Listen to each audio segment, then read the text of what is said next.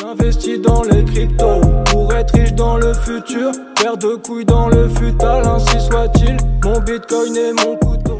Bienvenue dans la deuxième partie de l'émission Twitch sur les actus crypto en général. On va aborder un premier point qui peut intéresser beaucoup de gens. On va parler de l'argent. Et à partir de combien d'argent on peut se dire qu'on est à l'abri? Et puis, comment on devient riche? Bon, voilà, question un peu à la con, hein, mais comme d'hab, vous allez voir, je développe, il y a des raisonnements derrière et des réflexions. Deuxième sujet, où en fait c'est un sujet qui sera lié, je vais employer une image, une comparaison, je vais comparer la crypto au jeu des chaises musicales. Vous allez voir, hein, c'est assez parlant, et puis ça peut aider à comprendre le fonctionnement du marché crypto, et notamment, pour devenir riche, ça peut aider peut-être d'avoir ce genre d'image en tête. Je parlerai aussi du remboursement d'Mt. Gox, parce qu'il y a eu beaucoup de peur et de crainte à ce sujet, et c'est peut-être plus de peur que de mal. Comme d'habitude, je ferai un suivi, comme chaque semaine, un petit peu d'analyse technique, et pour se situer dans le cycle, et je terminerai en abordant les aspects économiques sur les États-Unis, l'inflation, le chômage, parce qu'on se dirigerait, il y a des choses de bon augure, on se dirigerait vers une baisse des taux sur la fin de l'année, et ça c'est bon pour le marché crypto. Du coup c'est parti, je commence avec la question bête, à partir de combien d'argent on peut se dire qu'on est à l'abri et qu'il ne peut plus rien nous arriver? C'est toujours le genre de sujet qui intéresse beaucoup de monde évidemment, vous avez été nombreux à réagir, et puis chacun a un petit peu sa définition, c'est quoi être à l'abri, combien d'argent il faut, tout le monde a des montants différents en tête, mais souvent en tout cas ce qui ressort, c'est qu'on parle en termes de millions, il faut des millions pour commencer à être à l'abri, a priori, hein, de la vie générale. En fait cette réflexion et cette question, pourquoi j'ai fait ce tweet, ça m'est venu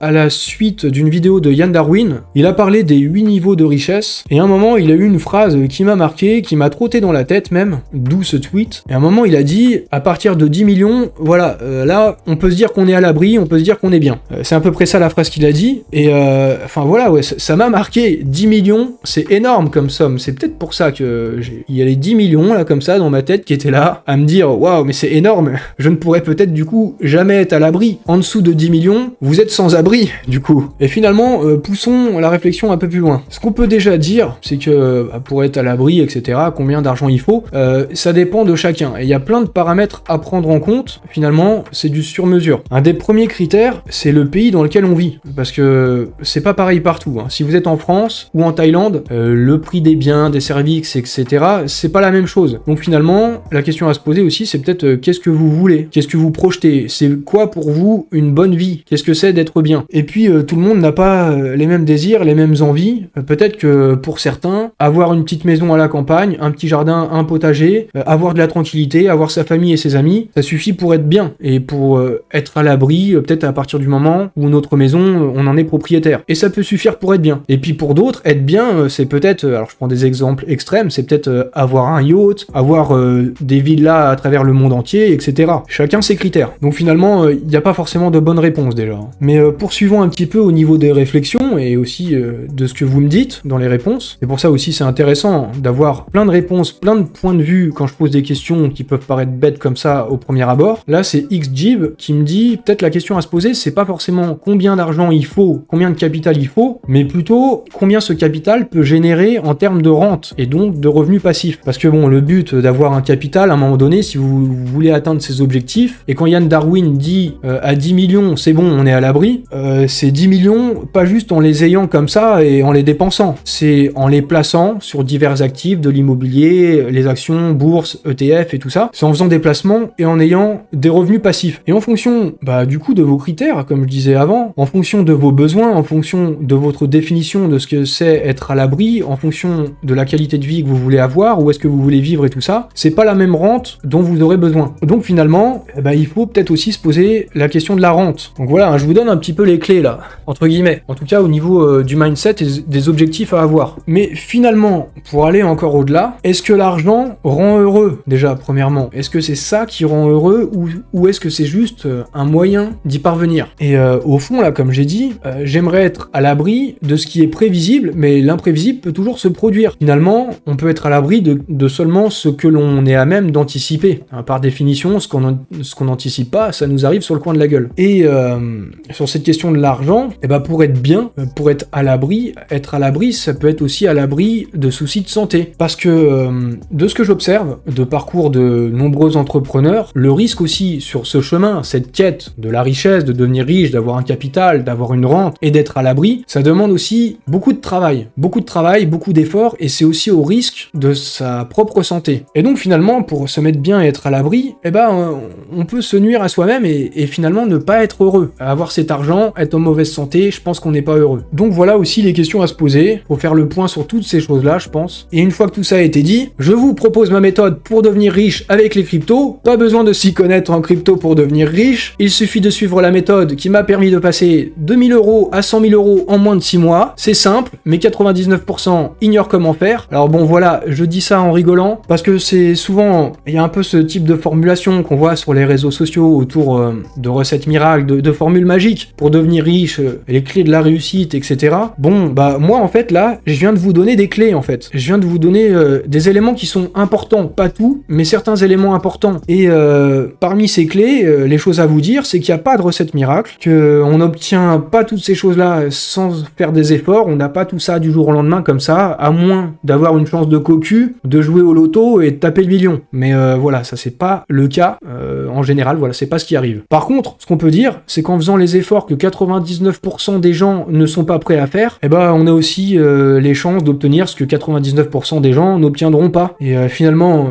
le point important, c'est que il faut bosser aussi, hein, voilà, tout simplement. Il faut travailler, il faut passer par ces étapes des efforts. Et c'est comme ça qu'on maximise les chances d'obtenir les choses qu'on veut, la vie qu'on veut, et d'être bien aussi. Mais il faut que toutes ces choses-là, toutes les choses dont je viens de parler d'avant, qu'est-ce que c'est qu'être heureux, est-ce que l'argent rend heureux, la santé, le fait qu'il faut aussi penser en termes de rente, de revenus passifs, c'est les revenus passifs qui vous mettent bien, et puis le fait qu'il y a plein de critères à prendre en compte et que ça dépend de chacun, voilà, c'est tous les éléments importants à prendre en compte. Mais maintenant, ceci étant dit, je peux aussi encore vous donner un élément, ou plutôt une image, une métaphore, une analogie entre les cryptos, les cycles crypto et le jeu des chaises musicales. Je pense que cette image, si vous la gardez en tête, ça peut vous aider pour mieux jouer les cycles. Vous connaissez le jeu des chaises musicales, je suppose, dans votre enfance, enfin la plupart d'entre nous, on a joué à ce jeu. Alors bon, j'en reparle un petit peu pour que l'image aussi s'ancre bien dans vos têtes. Le jeu des chaises musicales, c'est un jeu qui consiste à mettre des chaises, il y a des gens qui jouent, on va tourner autour des chaises, on tourne en rond, et puis il y a de la musique, on tourne en rond au rythme de la musique. Il y a des chaises, il y a des gens, mais il n'y a pas assez de chaises, il n'y a pas assez de place assise pour tout le monde. Et ce qui se passe, c'est qu'à un moment, la musique s'arrête. À ce moment-là, il faut se précipiter sur la chaise pour avoir une place. Ceux qui n'ont pas de place, ils se retrouvent niqués. Bon, j'emploie des termes peut-être un peu vulgaires, mais c'est peut-être pour que ça s'ancre bien dans la tête. Et les gens sont éliminés du jeu. Ils sont perdants. Voilà le jeu des chaises musicales. Et on va comparer ça avec les cryptos. Parce que c'est un peu le même jeu. On passe pas d'une chaise à l'autre, mais on passe d'un projet à l'autre, au gré des hypes, à la quête de profit. C'est pas au rythme de la musique, mais c'est au rythme de la sound money, les tokens pump, et puis voilà, tout se passe bien, il y a la musique qui joue, la musique elle est douce, il y a une bonne ambiance festive, c'est la musique du bull run. Et puis ça attire de nouveaux joueurs qui veulent venir, ils entendent du bruit, la musique devient de plus en plus forte, il y a une ambiance qui est intéressante, et puis les gens ils se disent, tiens, moi aussi j'ai envie de jouer. Donc il y a plein de gens qui commencent à rentrer dans la salle. D'un coup il y a plein de monde, tout le monde s'amuse, tout le monde veut jouer, tout le monde gagne, donc personne s'inquiète. Mais brutalement, le silence prend place et la musique s'arrête. C'est le bear market. Voilà, l'analogie fonctionne plutôt bien. Les plus aguerris, eux, ils auront anticipé. Ils regardent depuis le début les chaises, ils sont concentrés sur les chaises. Et puis il y a une oreille qui est concentrée sur le signal musical. Nous aussi, on doit être concentrés sur les signaux. Les gens expérimentés qui savent jouer au jeu des chaises musicales, mais aussi au jeu des cycles crypto, ils savent où s'asseoir, eux. Ils comprennent le jeu, ils savent ce qui se passe. Tandis que les autres, et surtout ceux qui arrivent un peu les retardataires, eux, ils ne font que réagir sans comprendre ce qui se passe, et ils réagissent plus ou moins tardivement. Et puis du coup, les derniers arrivés, ils ne maîtrisent pas les règles, ils restent debout, ils n'ont pas de chaise, ils ont encore l'espoir que la musique reprenne, mais c'est terminé. Et ça, ils l'ont pas forcément compris sur le coup, parce que la musique, elle reprendra que bien plus tard, lorsqu'il y aura une nouvelle partie, un nouveau jeu, un nouveau cycle crypto, un nouveau bull run. Les derniers arrivés, ils sont perdants, ils doivent souffrir pendant le bear market, ils vont devoir comprendre les règles du jeu s'ils veulent mieux s'en sortir à la prochaine partie. Et donc voilà, la crypto c'est un jeu de chaises musicales, on y danse, la crypto est un jeu de chaises musicales, on y danse tous en rond. Alors j'espère que l'image elle s'ancre bien dans vos esprits. C'est important. Voilà, je pense que c'est aussi une méthode pédagogique. Je le fais volontairement, j'insiste sur ces choses-là, parce que je sais qu'il y a plus de chances que ça reste comme ça à votre esprit, et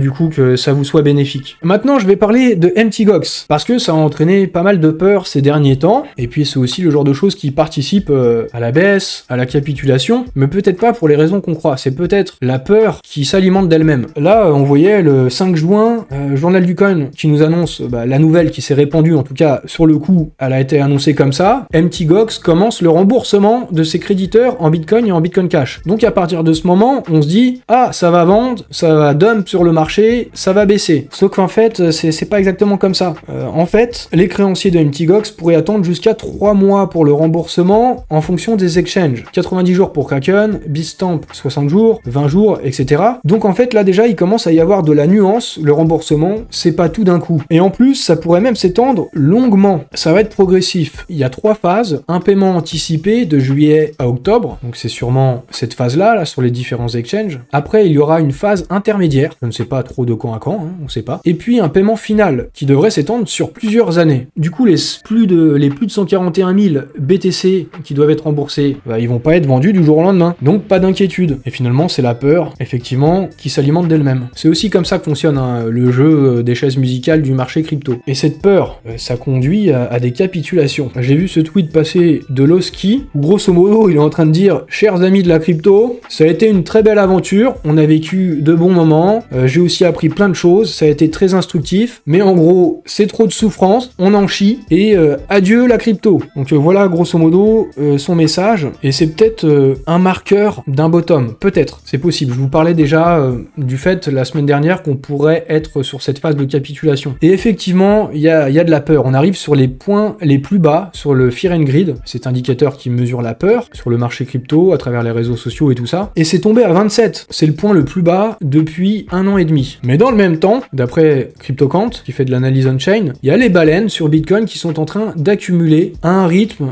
le plus rapide depuis avril 2023. Donc voilà, pendant que certains paniquent et capitulent, il y a les baleines qui chargent de plus en plus la mule. Comme nous dit Vincent Gann, cette correction, finalement, c'est une correction de mi-cycle qui est classique. C'est un retour à la moyenne pour le BTC qui avait pris beaucoup trop d'avance. En fait, c'était une anomalie ce qui s'est passé d'atteindre l'ATH, faire un ATH avant même le halving. C'est quelque chose qui n'était pas normal. Du coup, il faut que ça se dégonfle. Et là, c'est long, c'est très long. Hein. C'est très long cette correction, cette phase de stagnation, ce range. C'est long et ça fait souffrir. Mais en fait, c'est une correction normale. Voilà, ce qui se passe est normal. Et je vous le rappelle, pour ceux qui souffrent peut-être le plus, peut-être que vous avez besoin de l'entendre aussi. Maintenant, on va passer un petit peu plus sur de l'analyse technique. Il y avait CryptoRod il y a quelques semaines, là c'était le 13 juin, et je vous en avais parlé. Vous avez parlé du fait qu'il avait un scénario comme ça, baissier, même s'il y croyait pas forcément. Finalement, c'est le scénario qui s'est produit. Et je vais vous repasser un extrait de ce que je disais dans mon live Twitch il y a à peu près 3 semaines. Est-ce qu'on pourrait avoir une consolidation encore au cours de tout l'été? Vaudrait mieux pas, aussi comme nous fait remarquer CryptoRod, même si c'est une possibilité, parce qu'en fait, ça deviendrait dangereux dans ces cas-là. Regardez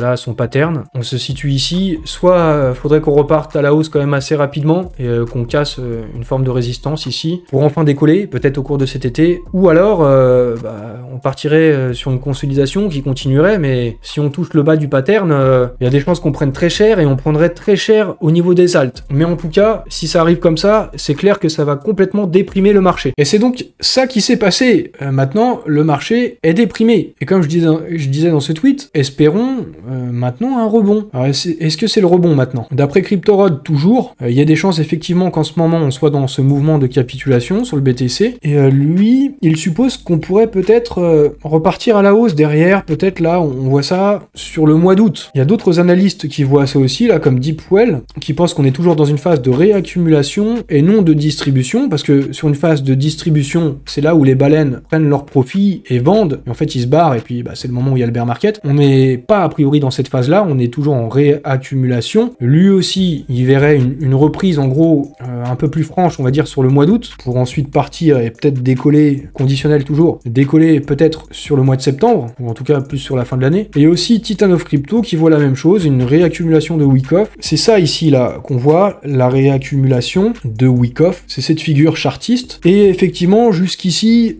ça colle plutôt bien, en tout cas jusqu'à ce point-là. là, donc si la suite c'est bien ça, voilà, ça devrait repartir à la hausse, mais ça c'est pas certain. On pourrait toujours être en phase de capitulation encore quelques temps, ça pourrait encore nous faire tanguer un petit moment. Sur les alts, regardons un petit peu où est-ce qu'on en est. Donc le total du marché crypto en excluant BTC, on serait sur une phase de retest. Là c'est dit avec un point d'interrogation par Titan of Crypto, le retest. Bon, après c'est pas sûr, parce que moi je me souviens, il y a peut-être maintenant, avant cette grosse phase de correction justement, il y a peut-être 2-3 mois, il parlait déjà d'un breakout. Quand on était à ce point-là, il parlait du fait qu'on était peut-être sur le moment du breakout et que c'était à ce moment-là que ça allait s'envoler. Puis là, une deuxième fois, on pouvait être à nouveau là sur la phase du breakout et s'envoler. Bon bah finalement non, on fait un bon retest ici, espérons que ce soit un retest, et que derrière on finisse vraiment par faire ce breakout et s'envoler. Voilà, espérons. On va terminer maintenant avec les États-Unis. Le taux de chômage atteint les 4,1%, c'est plus que ce qui était prévu, c'était 4% qui était prévu, et en fait si le chômage est plus élevé que prévu, du coup c'est pas bon, et ça peut mener la Fed à assouplir sa politique monétaire, autrement dit, baisser les taux. Autre chose aussi qui pourrait amener à baisser les taux, c'est l'inflation qui, elle, par contre, au contraire du chômage, l'inflation, elle est meilleure que prévu. 3%, et c'est 3,1% qui était prévu. Donc, si c'est mieux que prévu, c'est de bon augure. Et ces deux critères, le chômage et l'inflation, c'est ça qui détermine la politique monétaire. Si le chômage est trop haut par rapport à ce qui est attendu ou espéré, c'est néfaste pour l'économie. Si c'est néfaste pour l'économie, derrière, c'est des effets multiplicateurs, je vais pas rentrer dans les détails et vous faire un cours d'économie, mais du coup, ça empire le schmilblick en gros. On veut pas que le schmilblick il empire. Et l'autre critère, c'est donc l'inflation. Pareil, on veut pas que l'inflation soit trop forte. Du coup, il y a cette nécessité de baisser les taux quand l'inflation est trop forte, mais quand l'inflation baisse, on peut se remettre à baisser les taux, d'autant plus si le chômage augmente, il faut baisser les taux. Et on se dirigerait bien vers ça, d'après des analystes, on va voir si ce sera le cas, hein, mais la Fed devrait ou pourrait, je préfère dire pourrait, réduire ses taux d'intérêt à 8 reprises à partir de septembre, en abaissant le taux d'intérêt de 5,25, 5,5, 3,25 jusqu'à 3,5% en juillet 2025. Et ça, évidemment, quand ça arrivera, ce sera très bon pour les actifs à risque comme les cryptos. C'est ça aussi peut-être qui déclenchera la fameuse alt season et la phase euphorique du bull run. Je vais terminer un petit peu toujours sur les États-Unis, mais sur la politique, et pas la politique monétaire, mais la politique tout court. Une enquête de Grayscale montre que l'ETF Spot Ethereum, s'il est approuvé, près de 25% des électeurs américains potentiels seront intéressés par l'investissement sur Ethereum. Donc ça veut dire qu'il y a beaucoup de gens aux États-Unis, beaucoup d'électeurs qui sont sensibles au sujet crypto, et donc en fonction de ce qui sera décidé, en fonction du positionnement des candidats, leur vote se portera sur le candidat qui sera le plus pro-crypto. Et c'est donc pas un hasard si Donald Trump sera présent à la conférence Bitcoin qui aura lieu fin juillet à Nashville, évidemment, hein, c'est pour séduire ces électeurs là. Mais si c'est bon pour le marché crypto, tant mieux, parce que ça porte un peu le projecteur sur les cryptos. Voilà pour cette émission, j'espère encore une fois que vous avez apprécié, vous pouvez le faire savoir avec des likes, avec des abonnements, des commentaires et tout ça pour l'algorithme. Et puis voilà, j'espère que vous passez aussi un bon moment, que vous allez en vacances, que vous en profitez et tout ça. C'est un petit peu la période. Mais continuez de suivre et de regarder mes vidéos. Je vous souhaite une bonne soirée ou une bonne journée, ça dépend aussi si vous êtes sur YouTube à quel moment vous regardez. Voilà, le meilleur à vous tous, à la prochaine et salut à tous.